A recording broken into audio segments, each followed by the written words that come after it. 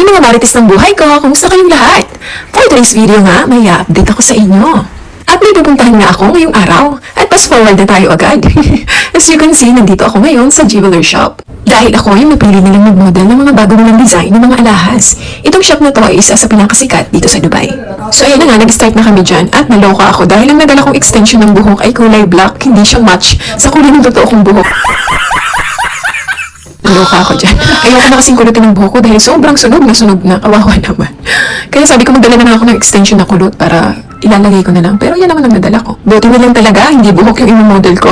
Kung hindi, pampak tayo. So sobrang pagmamadali ko yan kanina dahil kala ko late na ako. At pagdating ko nga doon sa sinabi nilang location, bigla silang nagsabi na dito na lang daw. Kaya ayun, nagmadali ako. Buti na lang talaga, bayad ang oras ko kaya okay lang. Sana all. At saka buti na lang talaga may sarili kaming sasakyan na dala dahil kung hindi, naku, tatagaktak ang pawis ko sa paghahanap ng taxi sa labas dahil sa sobrang init ngayon dito sa Dubai. Na para bang isa kang binating itlog at isinalang sa mainit na kawali. Ganon kainit.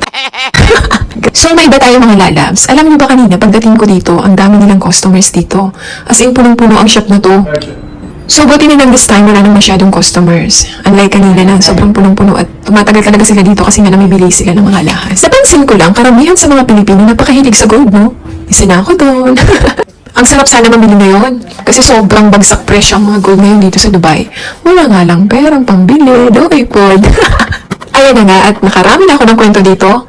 At hanggang ngayon, hindi pa rin kami tapos mag-shoot dyan. Nag-start kami dyan ng 11 ng umaga, and then natapos kami ng 4:30 p.m. Inabot din kami ng 5 hours sa pag-shoot. Actually, 3 damit ang palit-palit ko dyan. Hindi ko na maipakita dito sa video dahil hindi ko na nakuhanan.